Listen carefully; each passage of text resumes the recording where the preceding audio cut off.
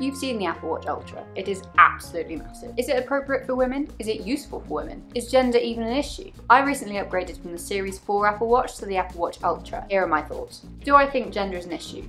Not necessarily. A bit of me looks at the size of that watch and goes, oh, okay, yeah, that was definitely made for men. I mean, there's quite extreme activities they're talking about. Not that women don't do those activities, but there are a lot of men who do those. But the size as well, you don't look at it and go, that's a woman's watch. That's partly because the gender norms that we've been brought up with, but also women's wrists are smaller than men's wrists. So having something that is almost 5 centimeters big compared to a watch that you could get for 4 centimeters, it is a big difference. The Apple Watch Ultra has got some new features. Do I think that maybe that needs a little bit of extra wrist retail space? Possibly. Let's get into the pros and cons, top level of the Apple Watch Ultra. Top pro, the battery life. Oh my god, I shouldn't be this excited about it, but apparently you can get up to 60 hours. I normally charge it a little bit each day, but at least I have the peace of mind. When I went for a long walk the other day, it went down at about 10 percentage points per hour. I upgraded from my Series 4 back in December after having it for about 4 years. My Series 4 got to the stage where if I didn't remember to charge it just before a long walk, we're talking about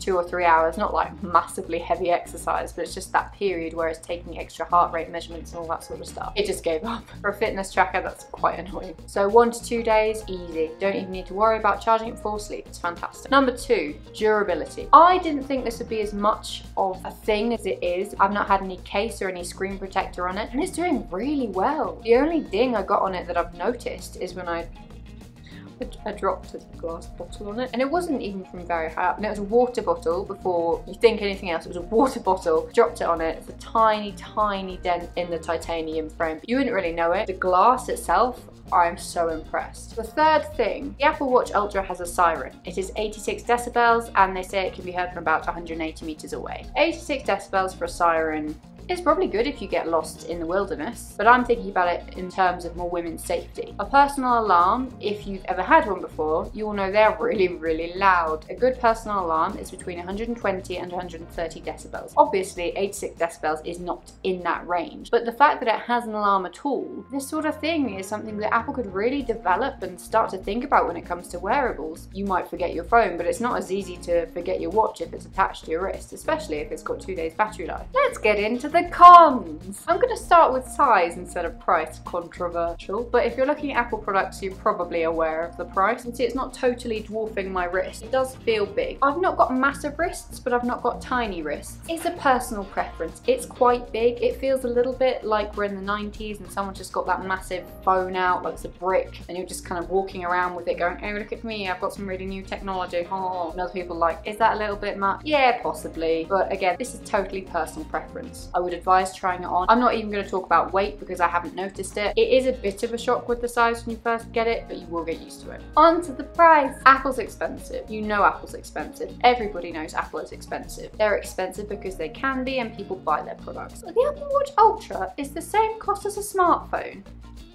It doesn't replace your smartphone. You can't have a watch instead of a smartphone. You're just walking around with quite a lot of expensive kit because you've already got an iPhone, so you can't have it without the iPhone. It is a bugbear. I don't feel good about having spent this much on a watch. I managed to get it for refurbished, so I got a couple of £100 off it. You're looking at about 800 quid RRP. Check out the offers. If you don't need it immediately, why would you spend more money on something that you don't need straight away? Features. You may be wondering why I've got features and cons, but I'll get onto that in a minute. I love Apple's features. I love the fact that I've got a MacBook, and if I use my watch, if I go near it, it just unlocks and it's like a dream. Not fantastic for security, but dream. It has heart rate zones, and that's really useful for tracking where you are in your training. There's new features coming from the temperature sensors. You can see your ovulation cycles in your phone. It's really interesting. I've only had this for 2 months, but I can see the day that my period starts, I can see my temperature just going down. And that is really interesting because you can see that it's gone above baseline a few days before, and it kind of goes whoop under baseline as I'm menstruating. That is really exciting. That's something that you don't necessarily see in other products where they're focusing on women's health to that extent, because I think that was the main cry for, yeah, we've got a temperature sensor because we're looking at women's health, we're looking at people ovulating, trying to have babies. That is really good. I think that's a real step forward. And also I just love having any extra feature that makes me look at myself, anything personalized where I can go, oh, well, that is up and that's down. We've got a lot of information in the world and on the internet, but having something that's so focused on you, forefront of medicine is focusing focusing on individuals and what their gut biome and all that sort of stuff are doing. So having more personalized metrics, really good. There is a compass app, and this compass app has a backtrack feature. You may be thinking, okay, this is probably something that the people on the hikes will be using, and you would be right. But having recently gone to America, the parking lots are really big.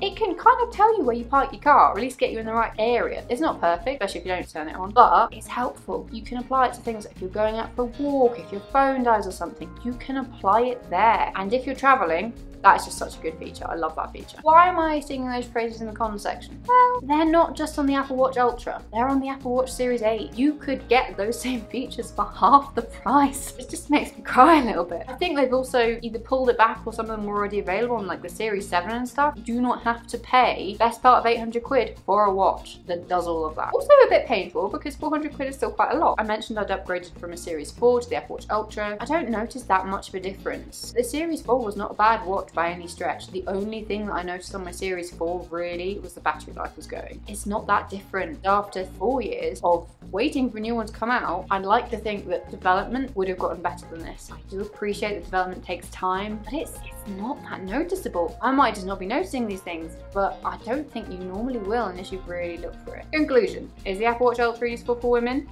Yeah, it is, but could you get that in a cheaper model? Yes, you could. The only difference is that I've really noticed, and I haven't had both watches because I'm not made of money, I've not used the siren. Durability is nice to have. Apparently battery life on the Series 8 is 36 hours now, so you should definitely get a day out of your watch. Bonus, in thinking about these pros and cons, I've also been doing a bit of blue sky thinking into what I think a wearable should be. Things that I'm really thinking about are battery life. Some other models on the market can last a week. Yeah, maybe they don't take your pulse every 5 seconds and your temperature and stuff, but that's ridiculous. I don't really want to be charging my watch every day or even every other day. I want it to last a week. Yeah, I'll forget the charger, but it's all about the efficiency now. We need to be. Apple's expensive. If people are prepared to spend the best part of £1,000 on a watch, surely they'll be prepared to spend maybe a little bit more on the base models to get better battery life, not just get another watch every year. It's a wearable. I want it to be durable. I want it to last a while. It should perform as a wearable. I also want to see them use that temperature function more. It's there, but it's hidden. It's like in your sleep tracker and it goes, oh, you're above this and below that. I just want to see them do more. I want to have the option to have a little buzz on my wrist to go, oh, maybe your temperature's been tracking a little bit high recently. Are you feeling a bit peaky? Should you maybe stay inside? Maybe wear a mask? It's such an appropriate use of it in the current times. Why would we not use that? Why would Apple not want to be at the forefront? Maybe that's what they're going towards. I'm not keeping an eye out on their patents. That'd be such a useful use of that. Being a woman, I just want to see more of a focus on personal safety. There are definitely some good features about the watch, like fall detection, SOS, specifically with women. If you look at the parameters of people who are raped in a year, there are more things that could be done with wearables. Apple, in its place as one of the biggest tech guys out there, I think that that should be at the forefront of people's minds. These movements that have been happening recently, they should be developing software thinking about that, because you've got so much on your wrist. You can check my emails, I can send a message, I can have a voice call. That could replace a personal alarm, and with the price you're paying for it, it doesn't seem like that big an addition. That's very specific, but just generally, can you imagine how much data is there with the right software, with the right thinking, talking to people about what they want and what they need? We're in massive health crises right now. I think that sort of thing would make it worth it. I'd like to see more. I'd like to see it push the boundaries, because that's what Apple's supposed to be all about. We need to be striving to be outside the box. There is so much data in these little trackers. Imagine if they had like an air quality indicator inside it rather than just relying on things that are in your neighborhood. Imagine if it could use these light pulses to look at how much sugar's in your blood, how much cholesterol's there, and then you can tie that back to your eating. All these little niggles that the human mind forgets. The watch has probably got the data to see more into. It can't be perfect, but it is personal healthcare. That's my thoughts on the Apple Watch Ultra, along with a lovely rant on where I think it could go next. If you're more of a reader, I've got some of the sources, blog posts below, and other videos that you can watch on our channel. See you soon.